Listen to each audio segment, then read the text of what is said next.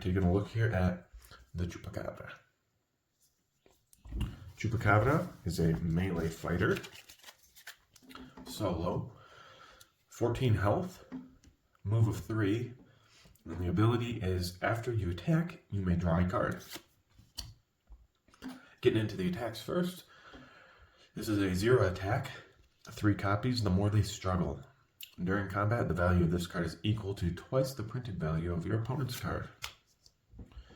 Ambush is a 2. Your opponent discards 1 random card, add its boost value to this card's value. Feeding, if Chupacabra has 7 or less health, gain 1 action and it recovers 1 health. 4 attack. Another 4 attack with 3 copies and a 4 boost, Blood in the Air. If you already won a combat this turn, you may boost this card. Classic Feint, 3 copies, 2 value, cancel all effects on your opponent's card. Tooth and Tail, a 2 value versatile with 3 copies in the deck. After combat, deal 1 damage to up to 2 fighters adjacent to Chupacabra. Chupacabra recovers 1 health for each fighter damaged this way. Ravenous Lunge, 3 copies, a 3 value versatile. After combat, Chupacabra recovers 1 health. If you won the combat, recovers 2 instead. Wounded Beast, 3 value again, 3 copies. During combat, if Chupacabra has 7 or less health, this card's value is 5 instead. Natural Toughness, 3 defense, 2 copies. If you lost the combat, return this card to your hand. And then getting into the schemes here, Traveler of the Night, 3 copies. Move your fighter up to 4 spaces. They may move through opposing fighters, gain 1 action. Unsettle, 2 copies. Choose an opponent with a fighter in Chupacabra's zone. They discard 1 card. You may deal 2 damage to Chupacabra to make them discard 2 cards instead. So what are you going to want to be doing as Chupacabra? Well, you have to remember that you're just a solo melee fighter, so you're already a little bit weaker. But you do have the move of 3. And the thing is, you want to always be on the offensive, usually. After you attack, you may draw a card. Now this effect is, or this ability is great for Chupacabra because you can just keep attacking and draw a card. Any character that can that wants to attack and be on the offensive, drawing is key.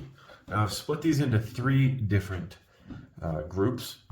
We have here the beginning of the game, and down here the end of the game. And then these cards in the middle it doesn't matter if you play them at the beginning or the end of the game. So these cards are cards you probably want to play at the beginning of the game, before your health reaches 7 or less, because then you're going to get effects on these other cards when you're 7 or less health, and such. So Blood in the Air is a 4 value.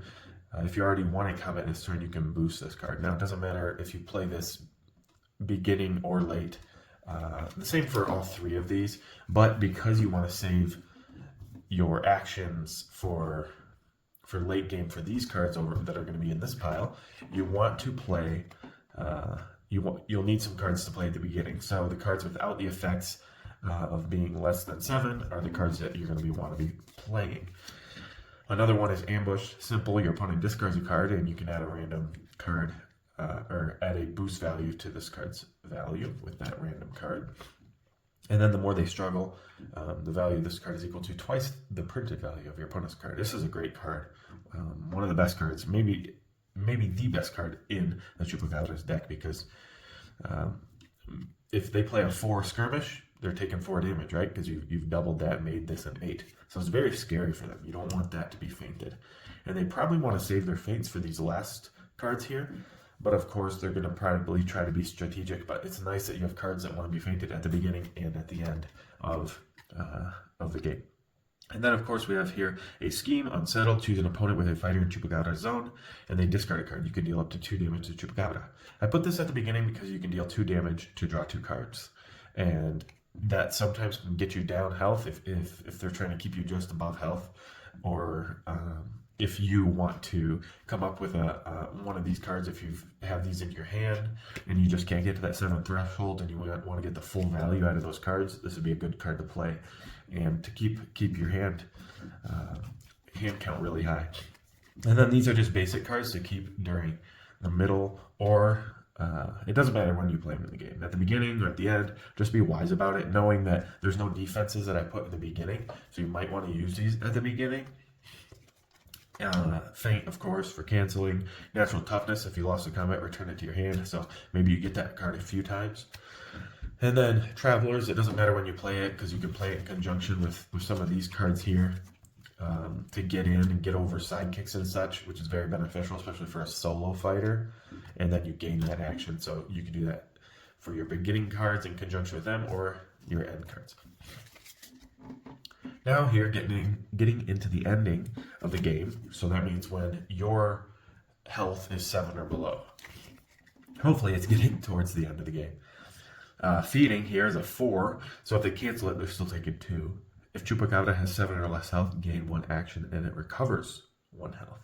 So if you're below 7 health, let's say you're at 5 or 6, you gain 1. And you still want to stay under that 7 threshold to either get 1 more of these off or the next card that we're going to look at.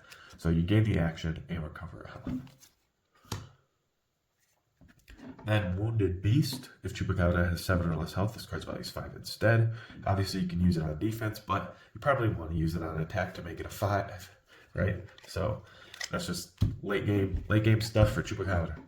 And then Chupacabra recovers 1 health. If you won the combat, it recovers 2 instead. Obviously, you still want to be below 7 health usually, so that if you're recovering your health or 2 health, you're staying under that 7 threshold to get those other cards off. So you want to heal late game and kind of balance it at below 7. Again, another healing card. Deal 1 damage up to 2 fighters adjacent to Chupacabra. Chupacabra recovers 1 health for each fighter damage this way. And of course, this is also good for getting rid of sidekicks, right? To move in, get rid of a couple sidekicks all in one below, as long as it doesn't get fainted. And you recover health for that. So keep that in mind.